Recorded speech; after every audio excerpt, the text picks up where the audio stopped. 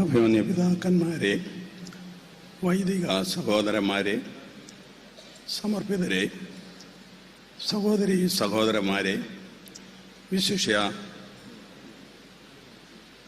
തൃശ്ശൂർ അതിരൂപതയുടെ മെത്രാപ്പോലീത്ത അഭിമന്യ ആൻഡ്രൂസ് താഴത്ത് പിതാവേ, തൃശ്ശൂർ അതിരൂപതയിൽ നിന്നുള്ള മറ്റ് പിതാക്കന്മാരെ, വിശിഷ്യ നമ്മുടെ മേജർ ആർച്ച് ബിഷപ്പ് തട്ടിൽ പിതാവേ,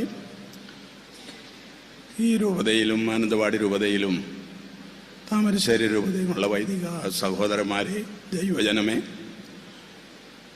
SKD സമർപ്പിത സമൂഹത്തിലെ സന്യാസിനികളെ, നിങ്ങൾക്കെല്ലാവർക്കും അഭിമന്യ ജെയിംസ് തൂങ്കുഴി പിതാവിൻ്റെ മരണത്തിലുള്ള ദുഃഖത്തിൽ ഞാനും പങ്കുചേരുന്നു. അഭിമന്യ ജേക്കബ് തൂങ്കുഴി പിതാവിനെ കുറിച്ചുള്ള ചിന്തകൾ ഇപ്പോൾ നമ്മുടെ മനസ്സിൽ നിറഞ്ഞു നിൽക്കുകയാണ്. ശാന്തഗംഭീരമായ ജീവിതം, സൗമ്യമായ പെരുമാറ്റം, ആധ്യാത്മികതയിൽ അടിയുറച്ച ഒരു അജപാലന ജീവിതം, ഇങ്ങനെ പല പല ചിന്തകൾ നമ്മുടെ മനസ്സിലുണ്ട്. അവയെല്ലാം നമുക്ക് സ്വർഗസ്ഥനായ പിതാവിൻ്റെ സന്നിധിയിൽ സമർപ്പിക്കാം. അഭിമന്യ റാഫേൽ തട്ടുപിതാവിൻ്റെ നേതൃത്വത്തിൽ വിശുദ്ധ കുർബാന അർപ്പണം നടക്കുമല്ലോ. സഭാപിതാവിനോടുള്ള എല്ലാ ആദരവോടും കൂടി അദ്ദേഹത്തിന് ഞാൻ അനുശോചനങ്ങൾ അറിയിക്കുകയാണ്. അഭിമന്യ പിതാവ് 3 രൂപതകളിലും തൻ്റെ കഴിവുകളും ദൈവദാനങ്ങളും കൂട്ടിച്ചേർത്ത് അജപാലന ശുശ്രൂഷ നിർവഹിച്ചു എന്ന് നമുക്ക് അറിയാം. പ്രഖ്യാതനായ അഭിമന്യ ജോസഫ് കുണ്ടുകുളം പിതാവിൻ്റെ പിൻഗാമി എന്നുള്ള നിലയിൽ തൃശ്ശൂർ അതിരൂപതയ്ക്കുള്ള നേതൃത്വ സാക്ഷ്യം ഒട്ടും കുറയരുതെന്നുള്ള ചിന്തയോടുകൂടിയാണ് അഭിമന്യ തൂങ്കുഴി പിതാവ് തൻ്റെ ഈ അതിരൂപതയിലെ അജപാലനം നിർവഹിച്ചത്. അതിവിടുത്തെ വൈദികർക്കും ദൈവജനത്തിനും സമർപ്പിതർക്കും നന്നായി അറിയാവുന്നതാണ്. അഭിമന്യ ആൻഡ്രൂസ് താഴത്ത് പിതാവ് പല തവണയായിട്ട് അത് അറിയിച്ചിട്ടുള്ളതുമാണ്. അഭിമന്യ ജേക്കബ് തൂങ്കുഴി പിതാവ്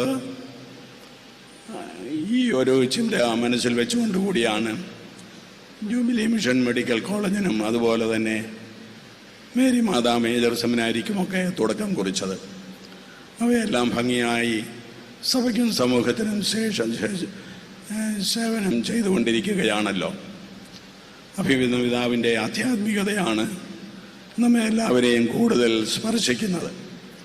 പിതാവ് ആൻഡ്രൂസ് താഴത്ത് പിതാവുമായിട്ടുള്ള ഒരു അഭിമുഖത്തിൽ പറഞ്ഞതുപോലെ ചെറുപ്പം മുതലേ വീട്ടിൽ ഈശോ എന്നുള്ള രക്ഷാകര നാമം എപ്പോഴും ഉച്ചരിക്കുമായിരുന്നു എന്ന്. അപ്പോൾ മിശിഹായിൽ കേന്ദ്രീകരിച്ച ഒരു ആധ്യാത്മികത സമ്പാദിക്കാനും അത് മറ്റുള്ളവരുമായി പങ്കുവയ്ക്കുവാനും അഭിമന്യ പിതാവിന് സാധിച്ചു. അതുപോലെ തന്നെ പരിശുദ്ധ അമ്മയോടുള്ള ഭക്തി പിതാവിൽ നിറഞ്ഞ് നിന്നിരുന്നു. ആ ഭക്തിയുടെയും ഭാഗമാണ് SKD സിസ്റ്റേഴ്സിൻ്റെ സമർപ്പിത സമൂഹം സ്ഥാപിക്കാൻ പിതാവിനെ പ്രേരിപ്പിച്ചത്. ഈ സഹോദരിമാരെപ്പോഴും പിതാവിന് എല്ലാവിധ സഹായ സഹകരണങ്ങളും ചെയ്തുകൊണ്ട് കൂടെ ഉണ്ടായിരുന്നു. പ്രത്യേകിച്ച് വിശ്രമകാലത്ത് അവർ ചെയ്ത ശുശ്രൂഷ മാതൃകാപരമാണ്. അവരെ ഞാൻ പ്രത്യേകം ഈ സന്ദർഭത്തിൽ അനുസ്മരിക്കുന്നു. പിതാവിൻ്റെ ആധ്യാത്മിക ചിന്തയിൽ എപ്പോഴും സൗമ്യതയും ശാന്തതയും ഉള്ള സംസാരവും പ്രവർത്തനവും കാണാം. തിരുവചന പ്രഘോഷണങ്ങളായാലും അതുപോലെ തന്നെ തനിക്ക് സ്വതസിദ്ധമായ ഗാനചാതുരിയോടുകൂടിയുള്ള വിശുദ്ധ കുർബാന അർപ്പണമായാലും എല്ലാം വളരെ ഹൃദ്യമായ സ്വരത്തിൽ പിതാവ് നിർവഹിച്ചിരുന്നു. അത് ജനഹൃദയങ്ങളെ സ്പർശിക്കുന്നതായിരുന്നു. വാസ്തവത്തിൽ വിശുദ്ധി എന്ന് പറയുന്നത് ദൈവരാജ്യത്തിൻ്റെ സ്ഥാപനമാണ്.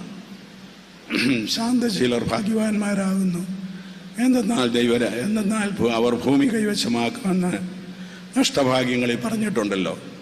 ആ അഷ്ടഭാഗ്യങ്ങളിലെ ഭൂമി അത് ദൈവരാജ്യം തന്നെയാണ്. പിതാവ് തൻ്റെ ശാന്തതയിലൂടെ തൻ്റെ 3 രൂപതകളിലും അതുപോലെ തന്നെ താൻ പ്രവർത്തിച്ച എല്ലാ മേഖലകളിലും ദൈവരാജ്യം സ്ഥാപിക്കുകയായിരുന്നു. ദൈവത്തിൻ്റെ ഭരണം, അങ്ങനെയുള്ള ഒരു ആത്മീയത അജപാലകർക്ക് തീർച്ചയായിട്ടും മാതൃകാപരമാണ് എന്ന് ഞാൻ പറയേണ്ടതില്ലല്ലോ.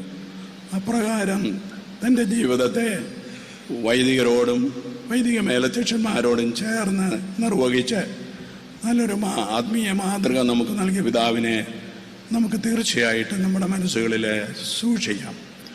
വൈദികരോട് അദ്ദേഹം വളരെ വലിയ ഒരു ഫ്രണ്ട്ഷിപ്പ്, സൗഹൃദം പാലിച്ചിരുന്നു. താൻ പട്ടം കൊടുക്കുന്ന വൈദികരെ എല്ലാവരെയും പ്രത്യേകം ഓർമ്മിക്കുകയും അവർക്ക് ആവശ്യമായിട്ടുള്ള എല്ലാ മാർഗദർശനങ്ങളും പിന്നീടും കൊടുക്കുകയും ചെയ്യുമായിരുന്നു. എൻ്റെ സ്വരമില്ലാത്തത് കൊണ്ട് ഞാൻ ദീർഘമായിട്ട് സംസാരിക്കുന്നില്ല, അതിനുള്ള അവസരവുമല്ല.